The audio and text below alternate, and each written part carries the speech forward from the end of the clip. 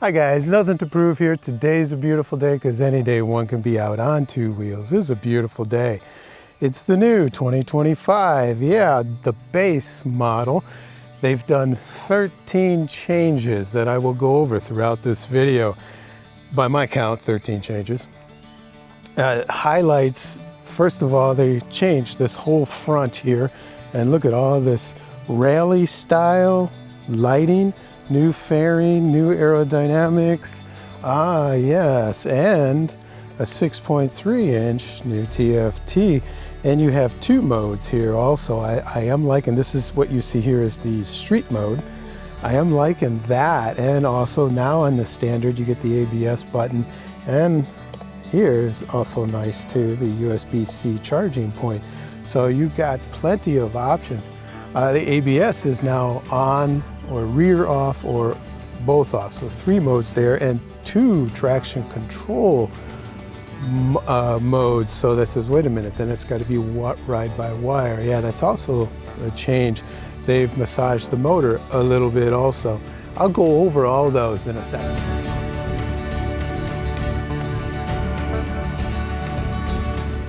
Engine, yeah, they had to change it for Euro 5 plus this year, of course, but they changed the air intake ducts, made them a little shorter to give it a flatter torque curve, and the torque comes on a little sooner. Did I notice that? Maybe a little bit. How does this engine and transmission feel on the street? CP2 motor, loving that low down torque, right about 4 grand. It's really pulling. If you just keep shifting in that area, short shifting, it loves it. That short shifts around, right around 4 grand. Beautiful. Oh, I gotta turn here. Yeah. But this, oh, I do like the feel and the feedback of that front brake. That is kind of nice, actually. I think the more I ride this bike, the more I love it. And I love this motor and transmission. It's just a marriage made in heaven. I've said that on other bikes, but I'm very careful. This is, I said it with the Yamaha MT-09 or the Tracer 900 automatic transmission, and it is, and I'm serious about that, guys. Okay, I'll wait for the truck. Oh, he's turning. Okay, good. But still the beautiful Yamaha transmission in this thing. Loving this powertrain. And the vibrations, not bad at all with the CP2. I don't think I've ever complained about the transmission or the vibration in the CP2 motor that are mated to it together. So this is getting 2.5 thumbs up, guys, or 3 thumbs. Loving the CP2 and transmission. Boom. Okay, at highway speeds, 120 kilometers, so about 75 miles an hour.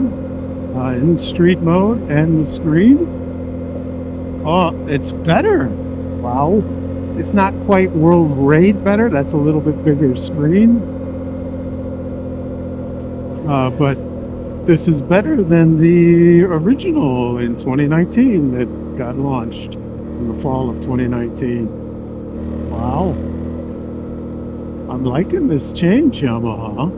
For off-road focused adventure bike, it's doing... Usually, once it says off-road focus, it sucks on the Autobahn. This is not bad. I cannot complain.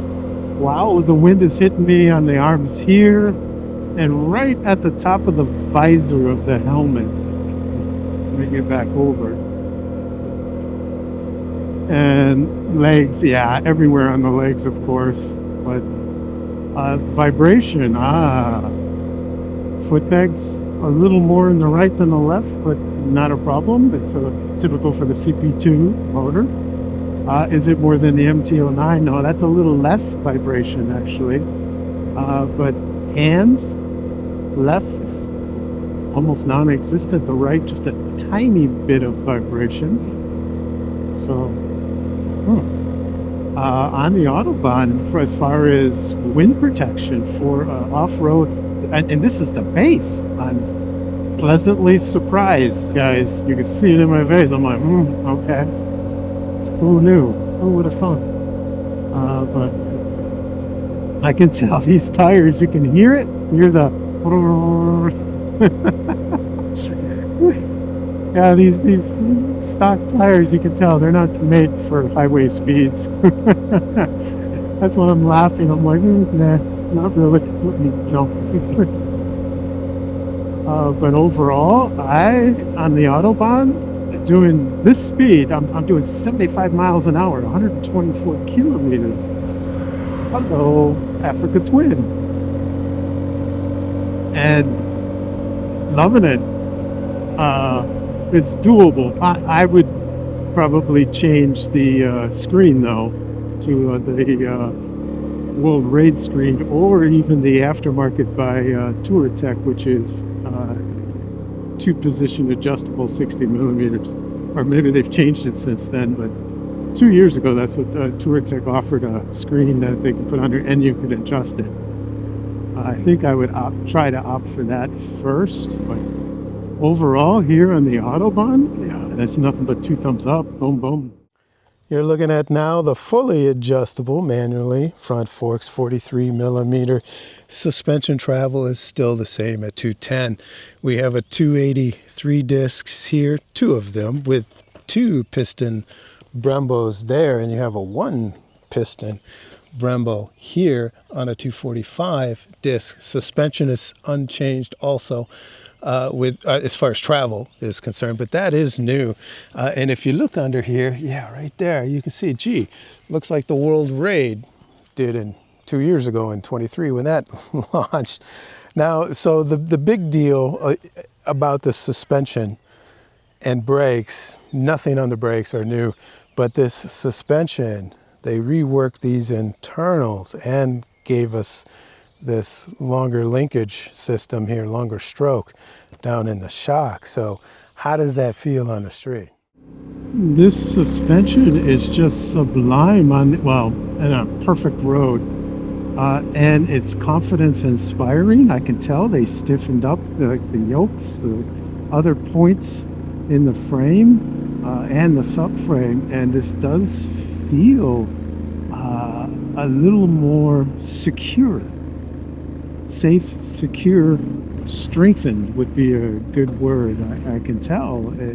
Solid, better word.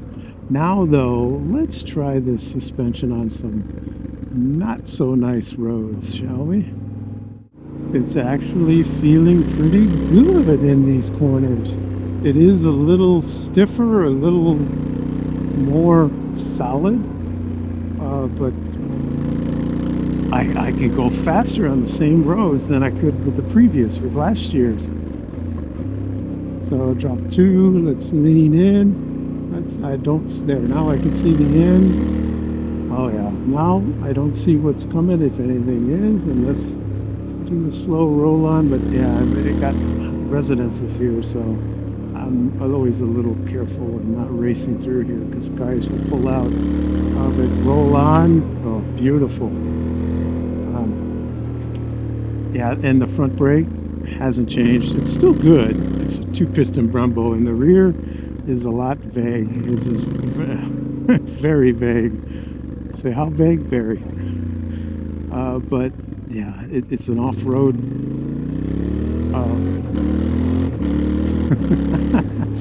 Oh, the CP2 motor, loving it. Okay, there, I just went from shifted the weight from the back to the front.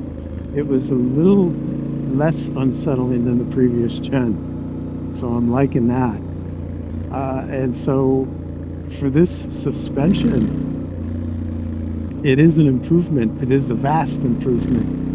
Because the previous gen was a little wallowy in those corners, especially on not so nice roads where there's little dips and crevices and you don't really see them until you hit them, and then it's like, whoa.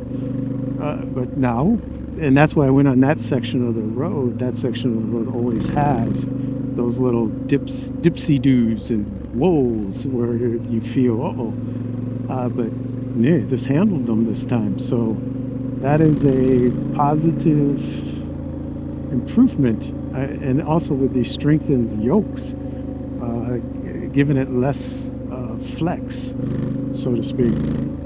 So overall for this suspension and brakes are the same. So 2 thumbs, boom, boom. You're looking at one change this year. They pushed this in so that when you stand up on this and you pinch the tank with your knees, I used to be able to feel this on my shin right here, just right at the boot or just above, but now I don't. It's in. Also, they have the World Raid bigger foot pegs.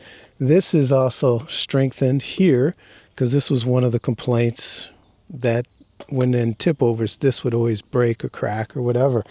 And they strengthened several other points on this subframe. Now this seat is still the same at 875 mils.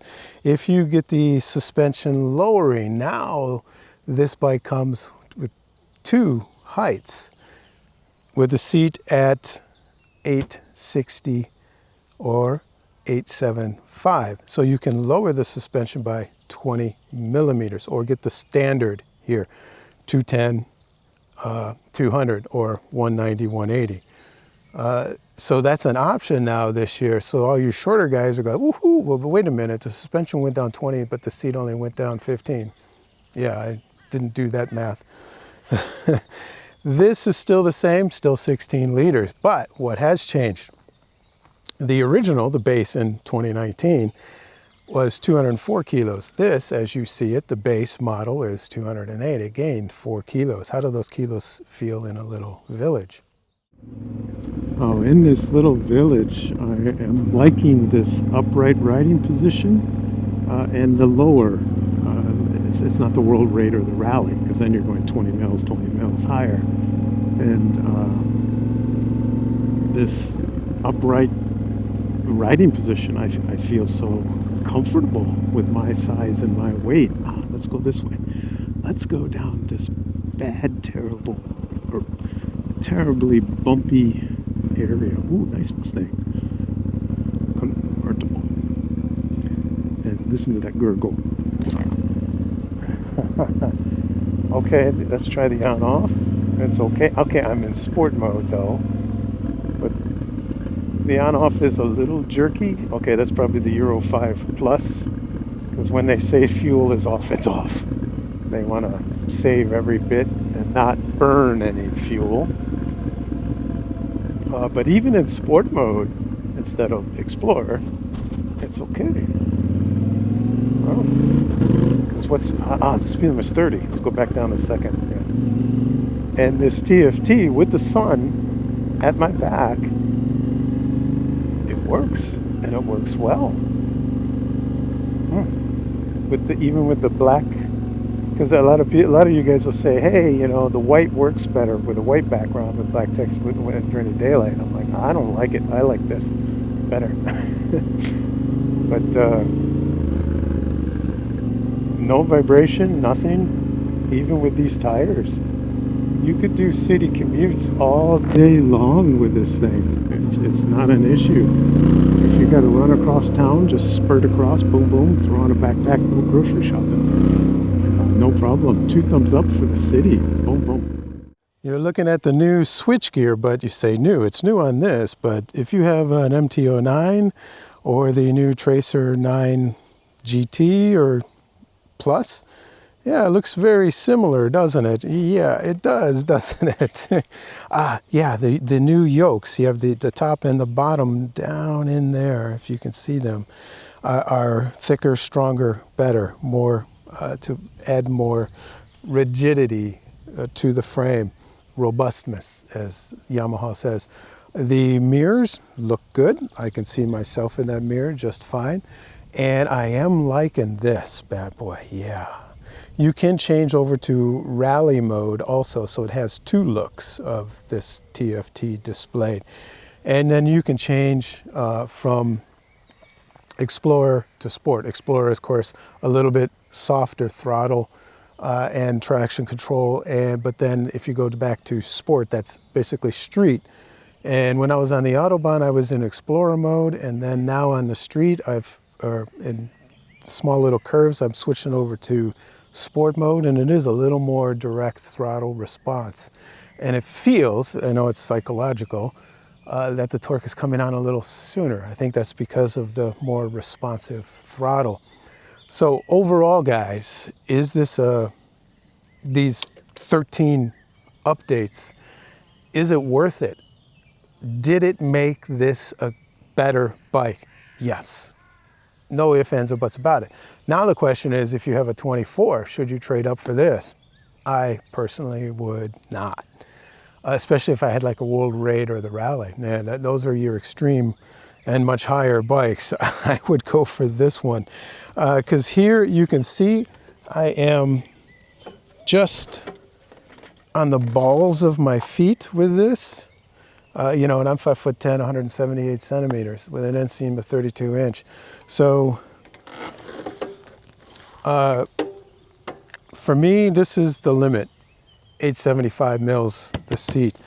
Would I go for the lowered suspension? I don't think I need it for my height. If you guys are shorter than me, that's something you might want to consider. Now, how does this compare to the competition in the group? Yeah, the Honda Transalp is a tough character to beat on the street against this. But there's a problem with that. The Honda Transalp is focused on the street. So there's an issue there. The new Suzuki V-Strom 800. That has two models, one for the street and one with an off-road. Again, unfair. Yamaha is just doing one version, and this is their street version, but it's still, come on, you could hop off-road and keep up with the bad boys in either version, whether it's the KTM Adventure, the R or the street version. Doesn't matter. This will keep up with them. Even this street base model of Yamaha. So are these changes good? Yes. Was it necessary? Yes. Now I would consider this if I was in the market for a middleweight adventure bike where, let's be honest, I will ride 90% of the time on the street. Before, I would never consider this. You know, unless you're gonna do like 60-40 or 50-50, then I would consider this. But here in Germany, you don't do much off-road unless you go to an off-road park, and how often do you do that? Once or twice a season, you know? So I couldn't justify a World Raid or the Rally here where I live. But if I live in some outback state in the US like Nevada, Colorado, California, Arizona, yeah, give me the World Raid, give me the Rally, and poof, you know, I would be 50% of the time off-road, going down trails and everything. But for this base model, it's perfect. If you guys still, if you're gonna just do 90 road, 10 off-road, I don't think I would still pick this. I would take one of the other more road focused, like the Honda Transalp, for example, or the Moto Guzzi V85. Those are hugely road focused bikes. So to compare to those bikes, it's unfair to this, because it does both. It's the Dr. Jekyll and Mr. Hyde of both. So overall, yeah, if this is your fancy, it's Yamaha quality, by the way. Can't beat that.